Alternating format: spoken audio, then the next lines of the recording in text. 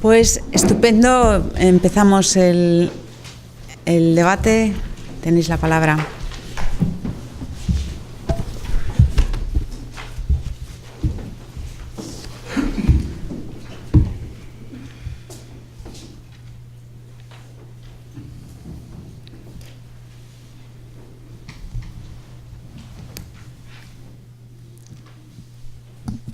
Mercedes.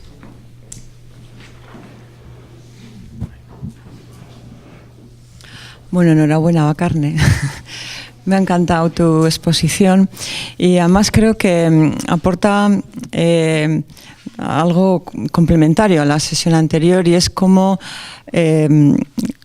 desde una visión del género como constitutivo del cuerpo y del sexo y no al revés, creo que se puede dar más explicaciones de cómo se produce la diferencia sexual. Yo creo que el planteamiento de partida más butleriano creo que ha ayudado efectivamente a entender cómo desde una constitución de una identidad o de una subjetividad desde una serie de prácticas es donde hay que entender cómo se percibe el cuerpo, ¿no? Por lo tanto, creo que has puesto el cuerpo como es una categoría epistemológica, me parece que es muy importante, y en ese sentido has hecho un ejercicio que me parece que lo muestra, ¿no? Muestra además algo que me parece fundamental en tu tesis y en esta explicación, realmente lo que es el origen o el fundamento de la modernidad, que en este caso lo representa la Real Sociedad Vascongada de Amigos del País frente a lo que es el cuerpo premoderno, ¿no? Creo que has hecho una explicación, me parece muy interesante, de cómo se pasa de un cuerpo cancelado porque es un cuerpo mortificado y a partir de ahí, por lo tanto, es un cuerpo entregado a la salvación y a la expiación de la humanidad, ¿no? Que es el cuerpo premoderno. Es un cuerpo donde además la superioridad de la capacidad femenina pues claramente puede quedar mostrada por esa capacidad que tiene sufrimiento mayor a otras formas de entender el cuerpo como un elemento físico poderoso, tal como lo entiende luego la masculinidad, ¿no?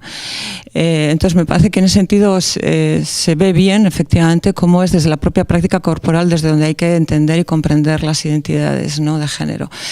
Me parece además que te sitúas en uno de los debates más importantes en este momento, y es que la episteme del sentimiento o del afecto como la episteme que está revisando el fundamento de la modernidad y no la de la razón. Me parece sobre todo la última parte, me parece muy importante ver cómo de alguna forma se experimenta un cuerpo erotizado de las mujeres, un cuerpo deseante frente al cuerpo cancelado y el cuerpo mortificado anterior, ¿no? Ese cambio en la concepción y en la experiencia del cuerpo, fíjate, es lo que permite entender que en un momento dado Peñaflorida diga que tiene una relación igualitaria con su mujer, ¿no? En cierta medida, ¿no? Es decir, la posibilidad de erotizar el cuerpo de las mujeres, la posibilidad de que haya un cuerpo deseando y un cuerpo donde hay una satisfacción sexual por parte de ellos y ellas, es una experiencia que permitiría poder comprender la igualdad. Por lo tanto, no como una categoría de partida, sino como una categoría de llegada, ¿no? Yo creo que ahí hay un núcleo que tiene que ver con la experiencia amorosa vinculada a la experiencia erótica y experiencia sexual, que creo que es lo que permite plantear que hay que revisar los fundamentos de cómo se puede llegar a la categoría de la igualdad, ¿no? Y en este caso lo has planteado es la diferencia sexual, ¿no?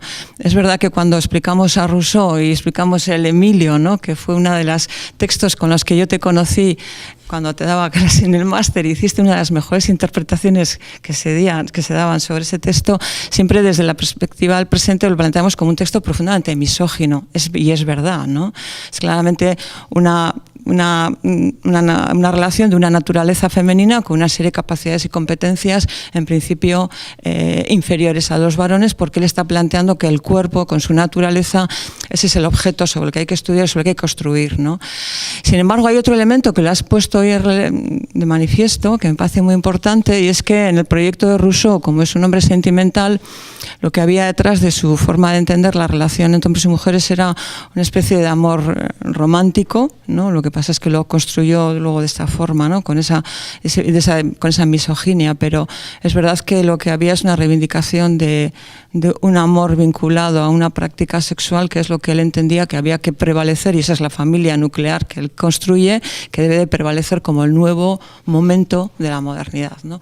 Bueno, yo creo que ahí me parece, son elementos que yo lanzo de interpretación, pero que me han sugerido a partir de tu texto, que yo creo que sí que engancha, se incardina muy bien con la revisión de la episteme de la modernidad, más en clave de qué es lo que nos une, son los sentimientos, lo que nos une y lo que nos permite reconocernos como iguales, ¿no? Y no tanto la razón, que al fin y al cabo pues pasa a ser patrimonio de una parte, de una élite y no de la mayoría, ¿no? Yo creo que estás ahí justo en ese quicio histórico y me parece pues realmente que tus aportaciones van a tener una gran relevancia a la hora de una reinterpretación de la historiografía vasca y en general, ¿no? Sí, enhorabuena.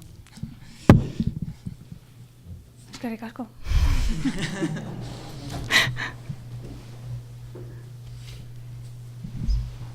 Está Edu y después Abel. Nada, yo solamente quería agradecerte porque cada vez que te escucho hablar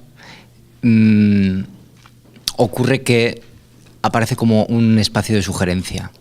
Y entonces es muy... no sé cómo decirlo, gracias por estar aquí con nosotros, o sea, no sé cómo decirte.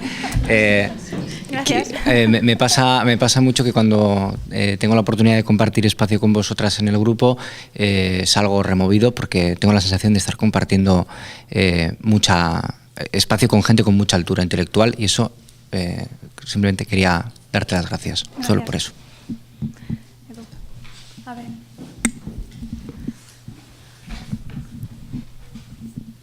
Yo te felicito primero que nada porque me parece muy buen trabajo y seguramente esto lo debatiremos muchas veces en el grupo en adelante, pero sí que me ha surgido una cuestión respecto a la interpretación que hace, seguramente por mi trabajo de investigación, no por otra cuestión, pero sí que me parece que en esta cuestión de hacer a la mujer deseante también hay una naturalización que es propia también de la modernidad, ¿no? Una naturalización de la heterosexualidad, ¿no? Porque a los curas, al final, a los frailes, le han puesto una mujer para que den salida a su relación sexual, y estas mujeres que son deseantes, en realidad puede ser también que el cuerpo de la mujer empiece a sexualizarse, empiece a ser un cuerpo más sensible, pero también en realidad las está preparando para una relación heterosexual, para desear a otro, claro, en un mundo en el que ahora la sexualidad se convierte en algo importante, ¿no? Que no era en el mundo, como lo que comentabas hacia el antiguo régimen, donde el sexo igual es peor incluso que el no sexo, ¿no? Que el que no tiene sexo está por encima del que tiene una relación sexual, ¿no? Que igual ahora también esta mujer deseante va en el sentido de construir un relato heterosexual, ¿no? De reforzar esta idea. No sé cómo lo ves.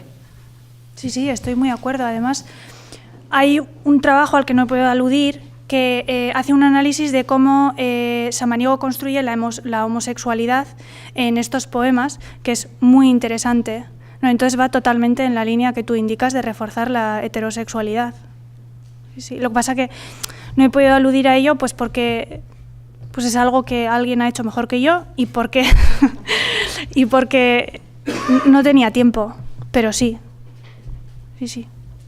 Has acertado. A ver. Ima. Sí. Muchas gracias. Ha sido muy interesante, muy sugerente, y como decía Mercedes, yo creo que también, pues con respecto a las cuestiones que yo he podido plantear, pues añade, ¿no? Añade líneas y añade,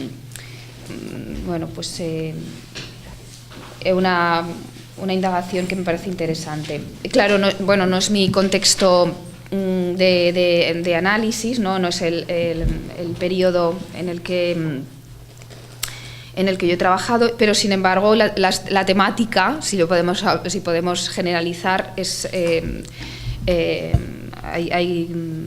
hay similitudes, o puedo establecer yo más bien conexiones. Y entonces, había una cuestión que me surgía, que a lo mejor es como más de detalle, porque me venía a la cabeza y me resonaban algunas cosas con los discursos anticlericales ya de finales del siglo XIX, ¿no? Yo sé que hay muchas diferencias, pero sería muy interesante precisamente porque hay muchas diferencias, pero también el discurso anticlerical de finales del 19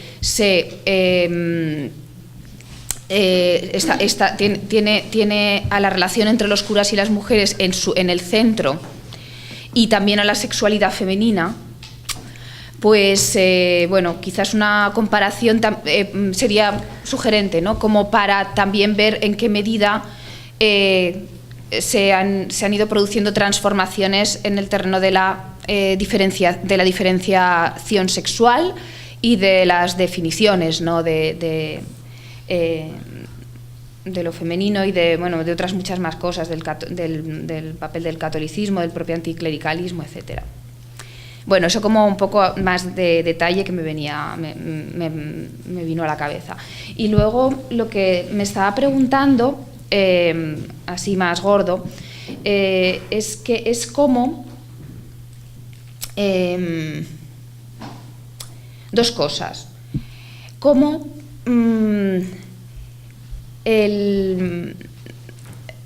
cómo entran en debate estos dos discursos, ¿no? Porque al final dices que hay un debate, hay un diálogo, pero bueno, en principio las has presentado, ¿no? Separadamente. ¿Cómo entran en debate? Y has hablado también de códigos compartidos. Entonces, bueno, yo creo que igual sería interesante, ¿no? Profundizar en eso, en cómo dialogan, a través de qué términos, porque aparecen como dos líneas, ¿no? Dos discursos hasta cierto punto inconmensurables, no lo sé. O igual esta es la imagen que yo me estoy haciendo.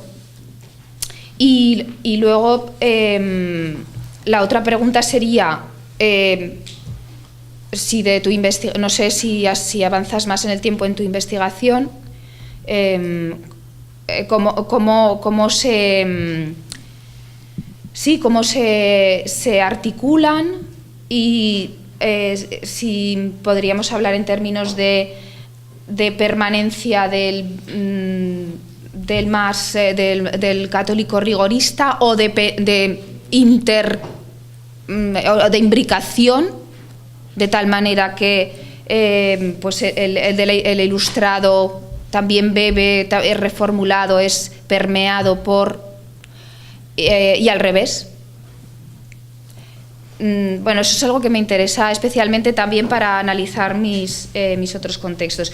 Y luego, claro, hay una cuestión que me queda un poco como que necesito también más como una explicación, creo, ¿no? Más pormenorizada, y es sobre la cuestión que planteabas al principio, de cómo en realidad, que es la cuestión que te estás planteando, y no sé hasta qué punto queda respondida, que es la de la configuración de la diferencia, de una diferencia sexual, podríamos decir moderna, ilustrada, a través de, o a partir de una redefinición del cuerpo, ¿no? Que es lo que planteabas inicialmente. Muchas gracias, ha sido muy interesante.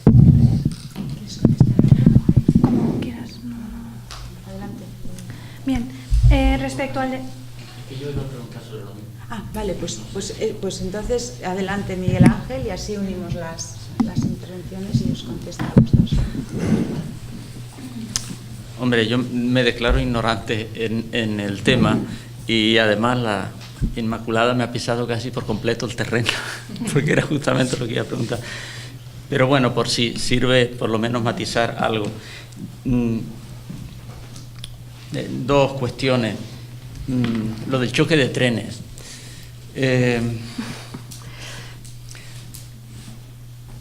Yo creo que quizás habría que ser cuidadoso con tener una visión excesivamente unilateral de la confrontación entre cristianismo y ilustración, por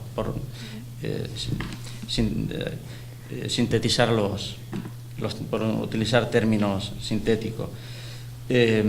aunque efectivamente lo ha señalado, y yo creo que bastante bien, no hay que perder de vista tampoco el territorio común, el idioma común en que ambos hablan. El católico rigorista y el ilustrado irreverente dicen cosas distintas, pero están en diálogo. Están utilizando el mismo lenguaje, el mismo vocabulario. ¿Y cuál es ese territorio común que les permite comunicarse? ¿Qué es lo que establece y digamos, delimita y institucionaliza incluso ese territorio común? Por si sirve de algo la sugerencia, yo mientras te escuchaba me vino inmediatamente a la mente los trabajos de Taylor sobre el origen del yo, el origen de la modernidad. Yo creo que lo que establece el territorio común es el concepto de naturaleza humana. ¿De qué están hablando ambos? Están hablando de la naturaleza humana y lo que se está confrontando son dos concepciones de la naturaleza humana, la pasional y la racional. Porque es curioso que este debate, al mismo tiempo se está produciendo este debate, exactamente en los mismos términos se está produciendo el debate en el terreno político entre absolutistas y liberales. Que confrontan sus respectivas concepciones de la naturaleza humana para justificar la legitimidad de un determinado régimen político. Los absolutistas dicen que la naturaleza humana es pasional y por lo tanto se necesita una autoridad fuerte, y los liberales dicen que la naturaleza humana, o que los seres humanos por naturaleza son racionales y por lo tanto pueden autogobernarse. Yo creo que contribuiría mucho a dar más consistencia probablemente a ese debate si se inscribe dentro del discurso común, como tú lo denominabas, ¿no? Segunda cuestión, es que claro, es que hay, entre ellos Taylor, pero hay muchos autores que están planteando que el tránsito a la modernidad lo hizo el cristianismo antes, lo hizo inicialmente el cristianismo. Quien hizo el tránsito a la secularización de la religión fue el cristianismo, en el contexto de la Reforma Protestante. Fue el cristianismo que estableció las condiciones de posibilidad para que apareciera la Ilustración. Entonces la confrontación entre ambos puede dar transmitir una imagen excesivamente unilateral de la confrontación. Sin la transición previa, por ejemplo, la privatización de la religión, la traslación de la religión de lo público a lo privado, no la hizo la Ilustración, la había hecho ya la Reforma Protestante y en parte también el catolicismo. Y por último, me ha sorprendido un poco en todo tu análisis, en toda tu exposición, que no dijeras nada sobre el concepto de sexualidad, el concepto moderno de sexualidad, o la categoría moderna de sexualidad. Cómo está operando en la definición y en la construcción significativa de los sexos y de las diferencias entre los sexos. Nada más. Gracias. Muchas gracias. Vale, pues respecto al debate, ahora, no podía aquí incluir todo lo que me hubiese gustado incluir. Y sí que hay... A mí me gusta verlo más como una atmósfera. Me gusta entenderlo más como una atmósfera que da pie a que se sienten y se perciben cambios, ¿no?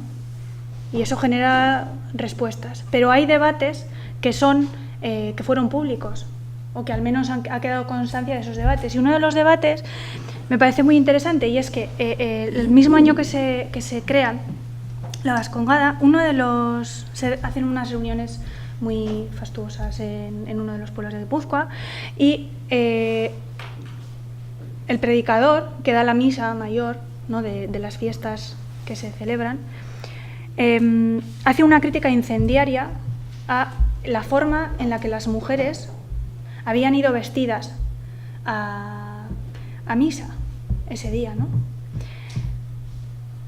Y hace como una especie de apología a la austeridad del vestido, sobre todo del vestido femenino, ¿no?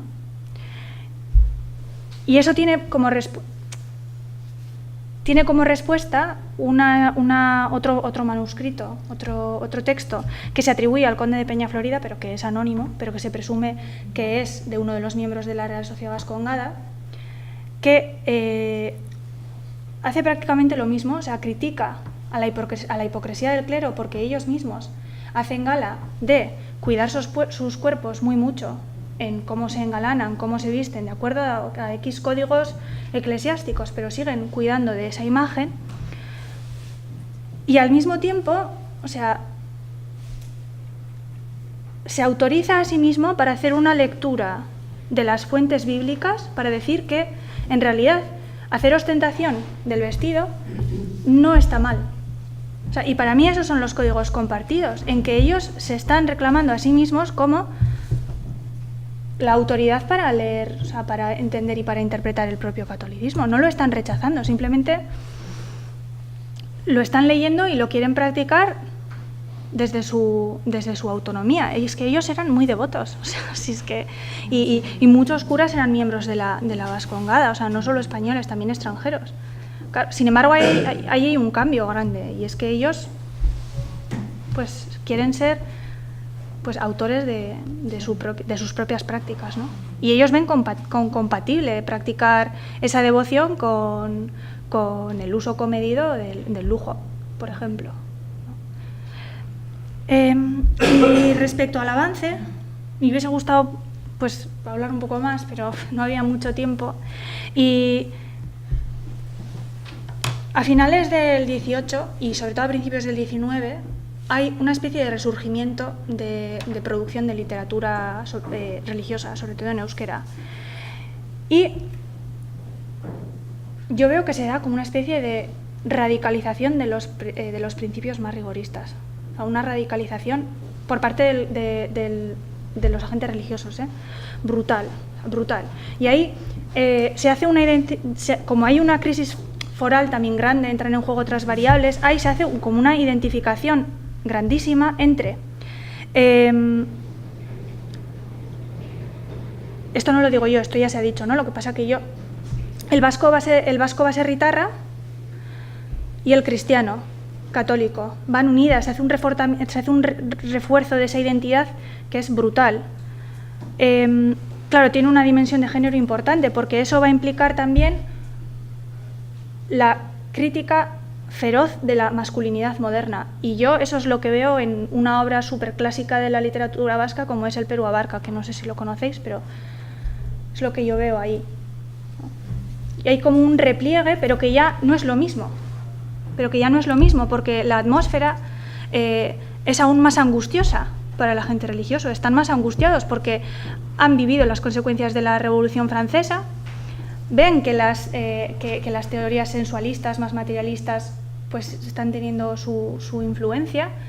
Entonces hay como una radicalización, ¿no? Y al mismo tiempo que se da como esta superidentificación entre lo vasco y lo católico y la crítica a la masculinidad moderna, se da también, no lo puedo decir, pero en la mayoría de la literatura religiosa, sobre todo en Manuel de Larramendi, que es un poco especial, él era también jesuita, hay como una dignificación de la baserritarra mujer, ¿no? Y, sin embargo, hay autores que ya a principios del 19, autores religiosos que, a pesar de ser seguidores de esa tradición, ya la imagen de la mujer baserritarra del campo, que sale y trabaja en el campo, deja de ser dignificadora, deja de ser una imagen femenina digna. ¿Por qué? Porque esa misoginia brutal que ellos refuerzan les hace como incorporar una domesticidad más limitada, ¿no? Y no sé, se dan procesos que son muy raros y hay interrelaciones raras, ¿no? Y bueno, luego ya más adelante, pues mucho más, ¿no? Pero es lo que yo te puedo decir. Y nada, Miguel Ángel, muchas gracias por las aportaciones. Sin duda los voy a tener en cuenta. Hay dos palabras, está Mary y Miren. Mary, adelante. Le pido perdón a Mary porque así siéntete libre si quieres comentar algo que tenga que ver con la sesión anterior, porque no le he visto que había levantado la palabra cuando ha hablado Inmaculada, así que perdona por ello. Absoluto. Gracias y muchas gracias por esta intervención tan sugerente para mí, porque yo me he trasladado de tus lavanderas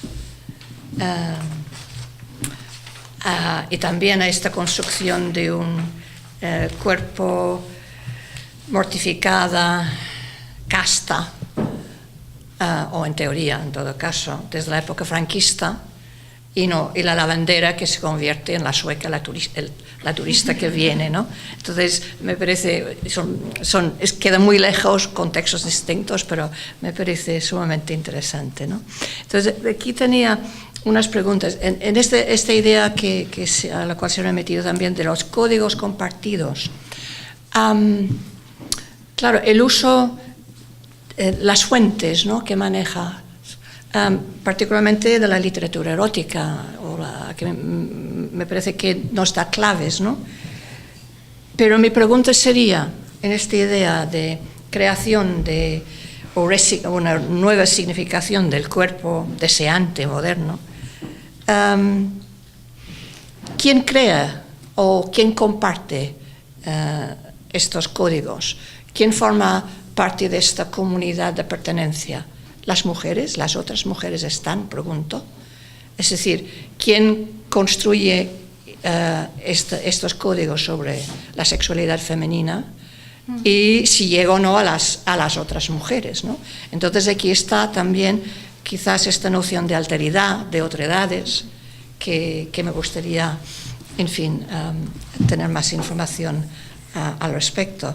Y luego también la dimensión social, es la lavandera, ¿no? O la mujer que va por la calle, ¿no? Entonces aquí hay otra estratificación social que me imagino también que está operando. Entonces, sí, y bueno, lo dejo aquí ahora, sí.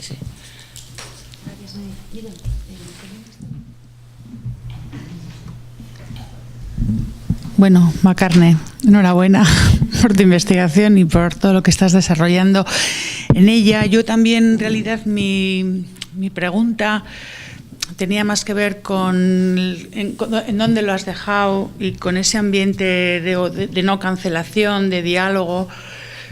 Y en realidad, pues yo intentando ponerlo en relación con las cosas que conozco, y me preguntaba si has pensado, aunque sale fuera probablemente de tu campo, pero quizás has pensado, porque forma parte también de nuestra propia cultura como del País Vasco, que tiene todo esto que ver con el rigorismo católico de Sabino Arana, con la forma en que Ignacio de Loyola es un ejemplo para él, ¿no?, de masculinidad, eso, o con lo que luego se va a constituir en el liberalismo fuerista, que es otra manera de estar en el país también, pero, o sea, si se pueden establecer ahí lazos desde el pasado hacia adelante en esto que va quedando, porque aunque tú lo planteas como una atmósfera, claro, la idea yo más estereotipada que tengo del propio siglo XIX, no soy un especialista del siglo XIX, es como es el siglo de la confrontación, de la guerra carlista, del nacimiento de ese nacionalismo vasco, de esa identificación total baserritarra, euskaldun, fededun, ¿no?, súper cerrada. Y entonces, pues, por si has pensado algo sobre esto, nos puedes ilustrar. Gracias. Sin más palabras, yo quería hacer un breve comentario y ya te dejaría la palabra. Mercedes, querías, perdona.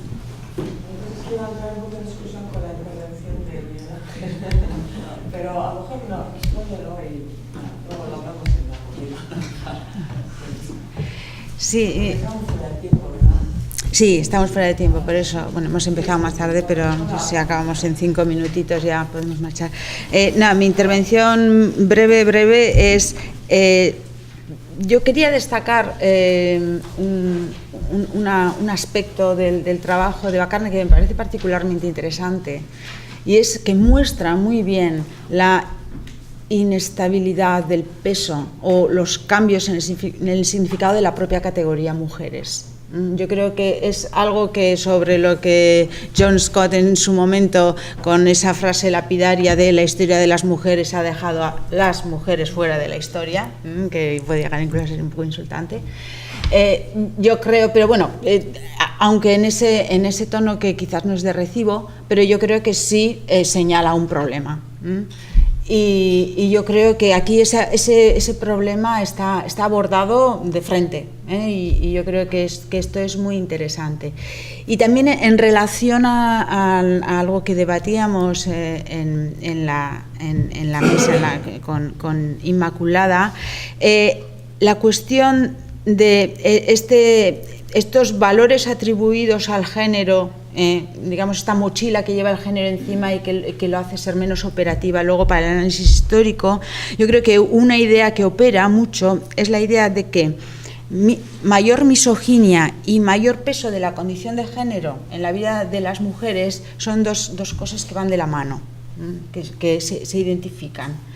Y yo creo que las cosas no son así en absoluto. Puede ser una sociedad. Yo creo que el trabajo de Bakarne también muestra esto, como una sociedad puede ser radicalmente misógina, pero a la vez el peso relativo de la condición de género, la propia categoría de las mujeres, puede tener menos peso, con lo cual se crean situaciones que escapan, digamos, a la lógica de cómo hoy en día entendemos las relaciones de género, ¿no? Entonces nos mete en mundos que funcionan en claves distintas, Una sociedad muy misógina, pero que con un peso del género menor en la identidad de las personas, puede hacer que digamos, la situación de esos cuerpos llamados mujeres sean distintos.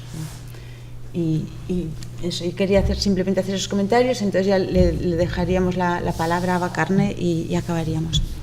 Bueno, eskerrik asko, Nerea, porque siempre aciertas en explicar mucho mejor que nosotras lo que intentamos hacer.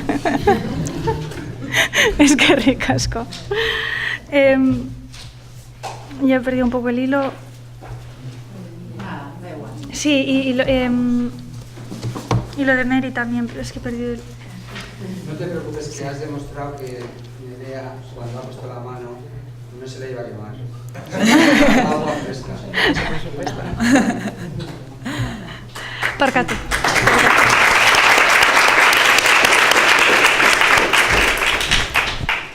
Bueno, pues os voy a pedir un minuto, que me dejéis un minuto para daros las gracias. Para dar las gracias a nuestros invitados venidos de fuera por compartir vuestras ideas, ayudarnos en este camino de la investigación y del escribir historia. Gracias a Mary Nash por haberse unido a estas jornadas de debate. Su palabra y su compañía siempre son para nosotros un privilegio. Gracias a Javier, a Bakarne y a David, que habéis representado las inquietudes y las propuestas de este grupo tan compactamente diverso. Tenemos mucha suerte de teneros cerca. Y por último, un agradecimiento sincero a todas y a todos por haber compartido este foro de debate, en el que hemos dicho lo que pensamos, hemos dudado de lo que hemos dicho y en el camino hemos aprendido. Así que gracias por vuestra generosidad.